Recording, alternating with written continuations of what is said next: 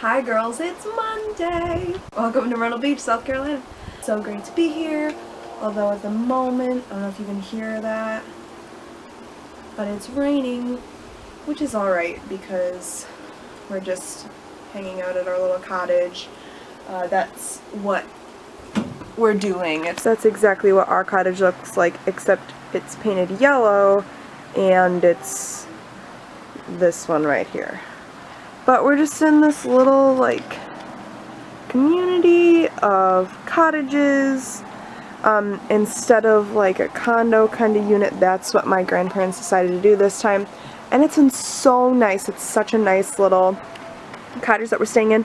Right over here, you can't see it, but right this way is, like a neighborhood pool with, like, some, like, shuffleboard and stuff. There's our car. And yeah, it's such a nice little place. It's definitely a blessing to be here in such a beautiful place, despite the weather. Sharon, I just want to tell you that actually today I went to the Tanger Outlets on Highway 17. So I guess there's two in the Myrtle Beach area, so I went to one of them.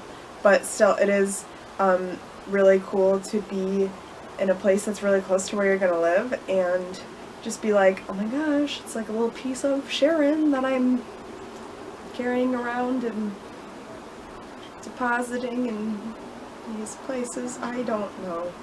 Carol, I wanted to ask you what tattoo you were planning on getting soon, because I think I remember you talking about wanting to get a tattoo, but I couldn't remember exactly what you wanted to get, so curiosity got the best of me.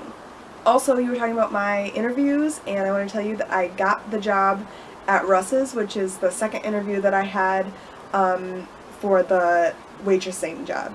And she basically sat me down, interviewed me, and was like, yeah, I'll take a chance on you, so got the job. Very exciting. Yeah. As soon as I get back, she's going to have me call her, and I will start pretty soon after that. So, pretty exciting stuff.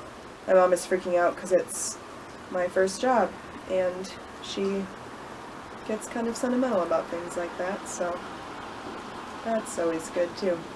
Also, you asked if we were dating anyone, and no. That's no. That's a no. No dating. Although, it's kind of funny because my dad, in the past, like, few months, whenever I would be interested in a guy, and, I mean, there was really only one guy that, we really were thinking about pursuing a relationship, and the excuse that he always had for that was, you know, I always said that we weren't going to date until you were 16, and now that I'm 16, I think he's kind of like, dang it, I can't really say that anymore. But at this point, I think I told you guys at some point that I'm doing this thing called Single Quest with my youth pastor, not with my youth pastor, but like, he encouraged me to do this, so I'm doing it. 6 months of being single. And for me, I've kind of modified it to 6 months of not dating anyone, but also not really, like, pursuing anyone. So, and that's just, like, it was kind of difficult at first, and I wasn't really into it, but at this point, it has just been giving me a lot of peace, and it takes a lot of pressure off of even, like, everyday life. Just like, well, you know, it's not what I'm doing right now, so it's been really good. Kat,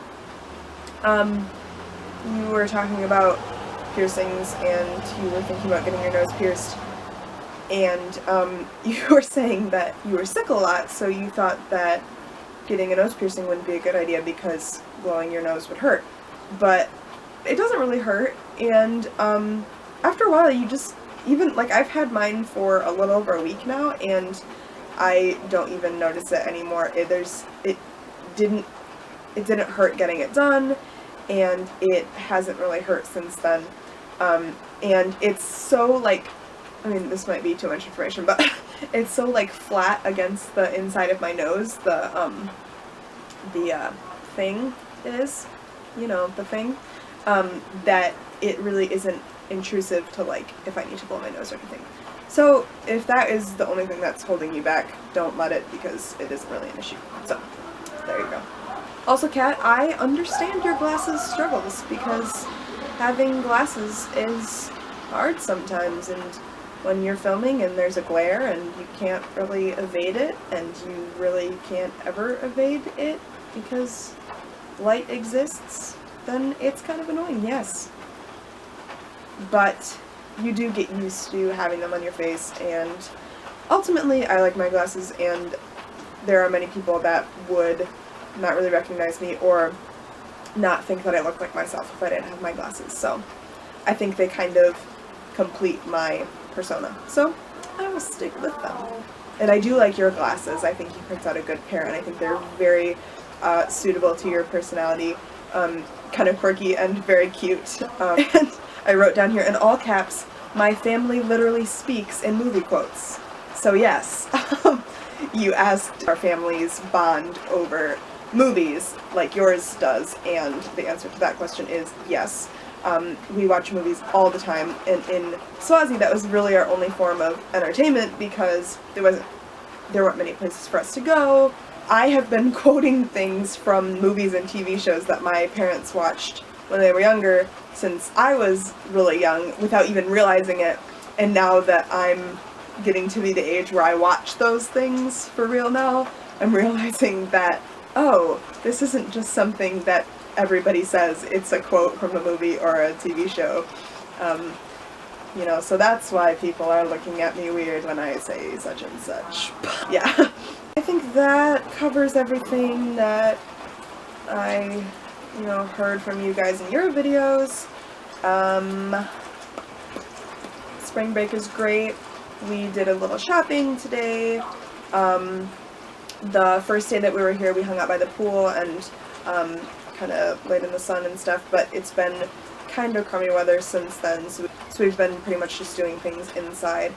I think we're planning to go down to Charleston tomorrow. I'm loving it, so lots of reading. I've read 2 books so far, and I'm on my way through the 3rd one, so that's been awesome. That was the biggest thing that I was looking forward to for this trip, was reading on the beach. To end this video, I just wanted to share with you guys my favorite verse, since we've been doing verses lately, and my favorite verse is John 14:18, which is Jesus saying, "I will not leave you as orphans, I will come to you."